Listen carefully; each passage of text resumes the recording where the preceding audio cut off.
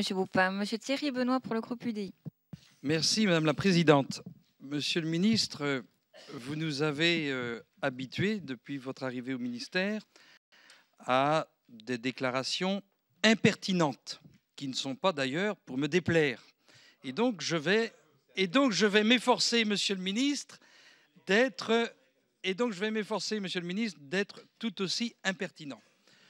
Alors, j'ai noté votre propos concernant votre futur texte, Nouvelles opportunités économiques.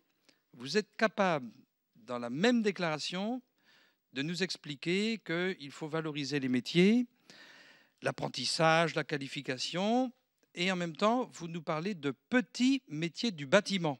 Moi, je ne sais pas ce qu'est un petit métier du bâtiment, comme je ne sais pas ce que c'est un petit élu ou un grand élu. Il y a les élus en France. Donc il faudrait que vous me définissiez ce qu'est un petit métier du bâtiment. J'ai le sentiment, en vous écoutant, que vous voulez faire l'auto-entrepreneur 2. L'auto-entrepreneur, c'était le marchepied à la création d'entreprises, c'était détecter de nouveaux talents et c'était permettre d'assurer un complément de revenus à des personnes en activité ou en retraite qui avaient un faible revenu et qui souhaitaient une activité complémentaire. Encore faudrait-il l'encadrer un petit peu mieux pour que cet auto-entrepreneur ne vienne pas concurrencer les professionnels que sont les artisans. Je dirais que sur la question des métiers, pour moi, il y a un message contradictoire du gouvernement quant au fait que dans le même temps, on recule, on retarde l'âge d'ouverture des droits à l'apprentissage d'une année et on y apporte un arsenal contraignant, ce qui complique les entrepreneurs pour accueillir des apprentis. Ça, c'est une difficulté. Et donc là, pour moi, il y a contradiction.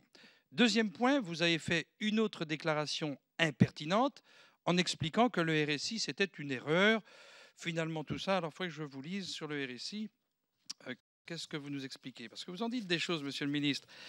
Vous nous expliquez, le RSI avait été une erreur, je pense qu'il faut corriger ce dispositif. Alors bien sûr, il y a eu de la médiation, simplifier les délais de paiement, expérimenter l'autoliquidation, mais enfin, tout ça c'est de l'aménagement partiel, il faut réformer tout ça et vous nous expliquez, il faut collectivement que nous y réfléchissions parce que le monde de demain sera un monde avec plus de mobilité, ce que je partage, et c'est exactement ce que disait Bernard Tapie dans les années 80-90, lorsqu'il disait aux jeunes, oui, les jeunes auront plusieurs métiers, il faut être mobile. Donc ça fait 20 ans, 25 ans que ça dure.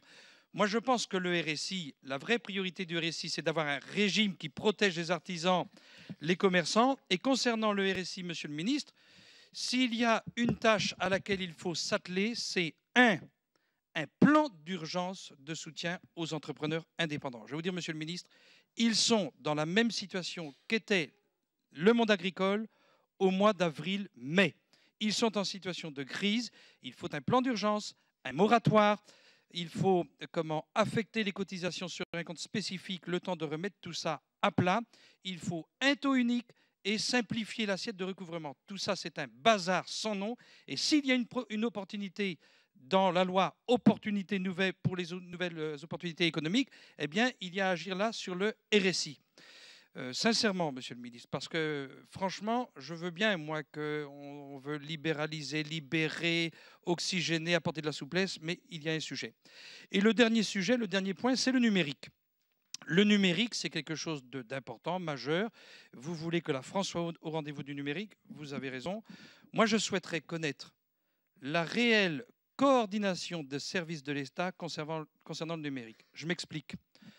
Nous sommes en 2015. Les territoires qui font l'objet d'appels à manifestation d'intérêt d'investissement, c'est-à-dire les territoires denses, ils ont tous les services. Ils sont connectés aux autoroutes, aux ferroviaires, aux aéroports. Ils ont la téléphonie mobile et l'Internet, pas de souci. Les territoires ruraux ne sont pas connectés. On leur retire, au nom du redéploiement et de la réorganisation des services de l'État, des services publics.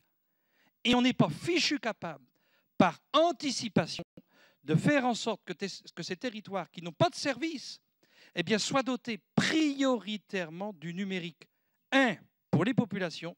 2, pour qu'ils restent connectés aux services publics, puisqu'ils n'ont plus les services de manière physique, même si dans certains endroits, on imagine les maisons de services au public, qui sont un bel outil. Mais de grâce, diantre, accélérons le déploiement du très haut débit dans les territoires périphériques. Jean-Yves Le Drian, qui est au demeurant quelqu'un de sympathique, en Bretagne. Il promet le numérique très haut débit pour tous. Je suis sérieux. Il promet le numérique très haut débit pour tous en 2030. Monsieur le ministre, en 2030, nous sommes en 2015. Le monde tourne à 1000 à l'heure. Il faut des mesures précises qui concernent le déploiement du numérique dans les territoires périphériques. Ce doit être prioritaire pour nos populations qui sont éloignées des services et qui doivent être, je dirais, rapprochées des services publics à travers les nouvelles technologies. Merci. Merci, Monsieur Chassaigne, groupe GDR, qui nous parle de vous depuis la semaine dernière. Vous voyez, il avait anticipé déjà avec l'audition de Mme Pinville. Donc... Bon. Premier point, Monsieur le ministre, je crois que c'est Jacques Attali qui disait de François Mitterrand qu'il avait 15 idées par jour et une qui se réalise tous les 15 jours. Alors vous avez aussi 15 idées par jour. Je ne sais pas si elles se réalisent tous les 15 jours, mais comme elles sont extrêmement libérales, ça fait beaucoup de dégâts. Et je pense en particulier votre dernier